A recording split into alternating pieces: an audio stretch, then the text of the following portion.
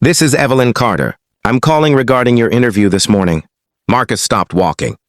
My interview? He asked carefully. I'm sorry I missed it. There was an emergency.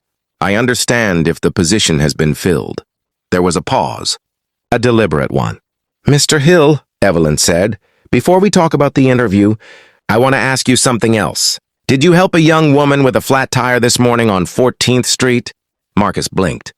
Yes, I did. Another pause. Longer this time. That young woman was my daughter, Evelyn said. Marcus swallowed. Oh, I hope she got where she needed to go safely. She did, Evelyn replied. And she hasn't stopped talking about you since. Marcus leaned against a lamppost, unsure what to say.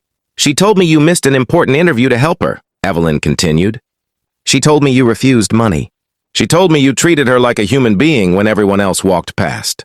Marcus felt his throat tighten. I just did what anyone should do. Evelyn let out a soft breath. You'd be surprised how rare that is. Silence hung between them. Mr. Hill, she said, do you know who I am? Marcus hesitated. I can't say I do. I sit on the board of Carter Industries, Evelyn said. We are the parent company of the firm you were supposed to interview with today. Marcus's heart skipped. And more than that, she added, my family happens to own a controlling stake. Marcus closed his eyes for a brief second. I see, he said quietly. You were late? Evelyn continued. That normally would have ended the conversation. But today is not normal. Marcus waited. His pulse thundered in his ears. I want you to come in tomorrow morning, she said. Not for an interview. For a conversation. With me? Marcus straightened instinctively. Tomorrow? Yes, 10 a.m., my office. He hesitated. Mrs. Carter, I don't expect special treatment. I don't want... This is not special treatment, Evelyn said firmly. This is accountability. You showed character when it cost you something. That matters to me. Marcus nodded, even though she could not see him. Thank you. One more thing, she added. Yes? You didn't know who my daughter was when you helped her, Evelyn said. That's why this matters. The line went dead. Marcus stared at his phone for a long moment. The city noise rushed back in, cars honking, people talking, life moving forward. But for Marcus, time felt suspended. He sat down slowly. A missed interview, a flat tire, one choice, and suddenly the future looked very different.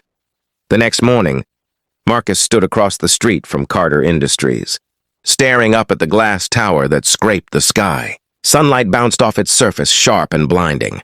People in tailored suits moved in and out with purpose, badges swinging, confidence worn like armor. Marcus adjusted his tie. He told himself to breathe. This is just a conversation, he whispered. Marcus followed her down, a long hallway and into a conference room that felt more like a courtroom. A long table, floor-to-ceiling windows. City spread out below like a map. 5 people sat inside. 4 men in suits. 1 woman at the head of the table, Evelyn Carter. She stood as Marcus entered. Good morning, Mr. Hill, she said. Please have a seat. Marcus sat. One of the men leaned back in his chair, arms crossed. Is this the candidate who missed the interview? He asked, not bothering to hide his skepticism. Yes, Evelyn replied calmly. This is the man who chose to help my daughter instead. The room shifted. Another man cleared his throat. With respect, Evelyn, punctuality matters in this industry. So does character, she replied, her voice steady. Marcus spoke before fear could stop him. I understand why I wasn't considered. I don't expect exceptions. Evelyn turned to him. Tell us why you helped her. Marcus hesitated. Because she needed help. That's all. One of the board members scoffed. That cost you an opportunity. Marcus nodded. Yes, and you still did it, another said. Yes. Silence filled the room. Evelyn folded her hands. Mr. Hill, my daughter has grown up surrounded by wealth. People rush to help her when they know who she is. Yesterday, no one knew, except you. Marcus felt heat rise behind his eyes, but kept his voice steady. I didn't know who she was. That, Evelyn said, is the point. She turned to the board. We talk endlessly about ethics, about leadership, about values. Yesterday, this man lived them. The man who had scoffed earlier shifted uncomfortably. What exactly are you proposing? Evelyn met his gaze. I propose we stop pretending resumes tell the full story. She looked back at Marcus. Tell me something. Why this job? Marcus answered honestly. Because I'm tired of surviving. I want to build something. I want my work to matter. Evelyn studied him for a long moment. You'll start on Monday, she said. The words hit Marcus like a wave. I'm sorry? He asked. You heard me, she replied. Project development team. Full benefits. Competitive salary. One of the men opened his mouth to object. Evelyn raised a hand. This decision is final. Marcus stood slowly, unsure if his legs would hold him. Thank you, he said quietly. Evelyn nodded. Thank you for reminding us who we are supposed to be. As Marcus left the room, the city below no longer looked distant or unreachable. It looked possible. Section 4. The truth behind the flat tire. Marcus thought the hardest part was over. He was wrong.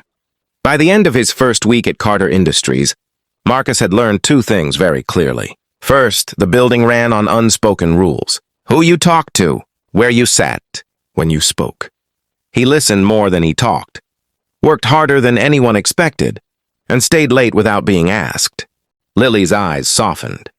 That's exactly why my mother hired you.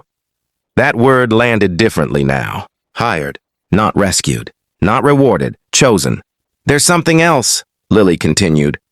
The board didn't just give you a job. They're watching you. Marcus frowned. Watching me how?